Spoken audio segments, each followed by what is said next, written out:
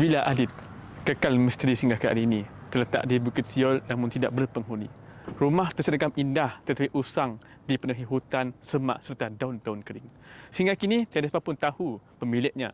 Mungkin warga Kuching punya pengalaman tersendiri mengenai kisah banglo mewah tersebut. Ada yang cuba menyiasat sendiri apa yang terdapat di rumah tinggal itu. Yang pasti rata-rata datang ke rumah tersebut berkongsi pengalaman mistik. Sejauh mana kebenaran itu, wallahualam. Sama-sama kita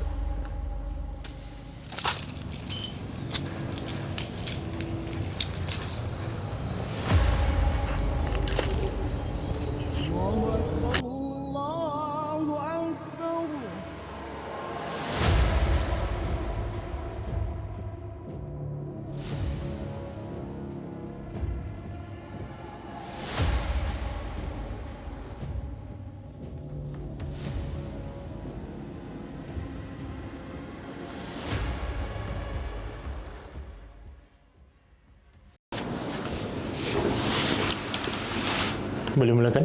Boleh.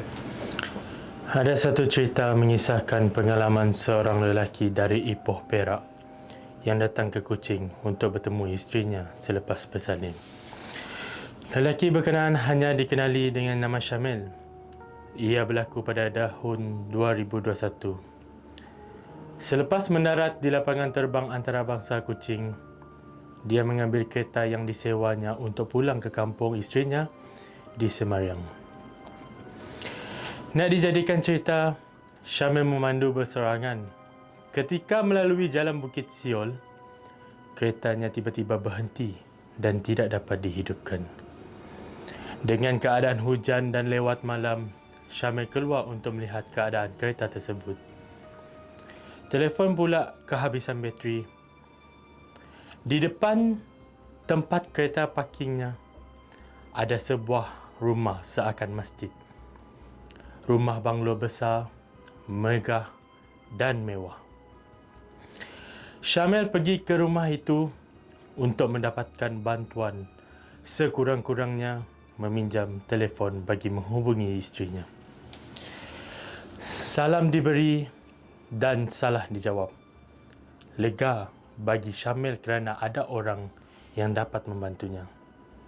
Dua individu keluar berjumpa dengan Syamil ketika itu. Pasangan suami isteri kiranya. Malah, mereka turut mempelawar Syamil masuk ke dalam rumah selain menjemputnya makan terlebih dahulu. Bagaimanapun, pelawaan itu pada awalnya ditolak, namun akhirnya bersetuju untuk masuk ke rumah berkenaan. Alangkah terkejutnya apabila masuk ke dalam rumah, hiasannya sangat mewah tetapi antik seperti zaman dahulu, termasuk pakaian tuan rumah itu sendiri. Dia terfikir mungkin tuan rumah sukakan benda-benda lama. Tak lama selepas itu, tuan rumah mengajaknya untuk makan tetapi ditolak dengan alasan baru saja makan dan masih kenyang. Setelah dipujuk berkali-kali, dia pun menerima ajakan mereka. Saat mengejutkan apabila melihat makanan di meja sangat mewah pada masa itu terdiri daripada ayam panggang, daging, sayur-sayuran dan buah-buahan dari pelbagai lagi. Tetapi rasanya tidak seperti makanan yang biasa dimakan kerana agak sedikit hanyir. Tanpa berfikir panjang, dengan perut yang lapar, Syamil makan dengan lahapnya. Klimaksnya, apabila dia diminta untuk bermalam di rumah itu, kerana hari sudah lewat, Syamil masuk ke bilik tetamu yang disediakan. Ia sangat mewah dan besar. Dia pun tertidur sehingga bermimpi di rumah yang sama.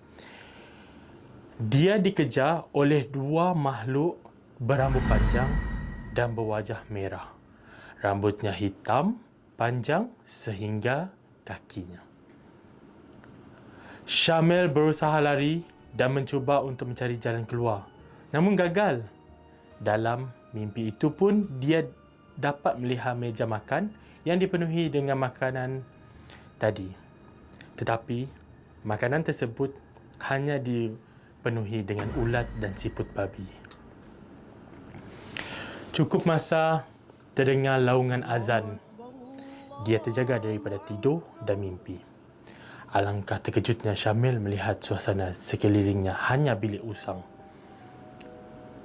Dia kemudian keluar dari bilik tersebut dengan menuruni tingkat bawah yang mengejutkan tiada penghuni. Rumah yang tiada perabot mewah, meja makan, makanan lazat maupun bilik yang cantik seperti yang dilihatnya sebelum itu. Syamil pun keluar dari rumah tersebut dan yang agak mengejutkan lagi, kawasan tersebut yang dia lihat semalam hanyalah hutan. Ternyata dipenuhi dengan rumah-rumah, orang dan perumahan. Dia menghidupkan keretanya lalu balik ke rumah isterinya yang berada tidak jauh daripada kawasan itu. Cerita ini katanya tidak pernah diceritakan kepada sesiapa kecuali rakan rapatnya. Malah rakan rapatnya memberitahu rumah berkenaan sudah bertahun-tahun tidak berpenghuni dan mereka tidak di Sarawak memanggil rumah itu Villa Edith. Itu saja perkongsian daripada saya tentang Villa Edith. Kalau nak tahu lebih banyak lagi cerita seram, jangan lupa like, share, subscribe Suara Sarawak. Suara Sarawak bukan sekadar akhbar.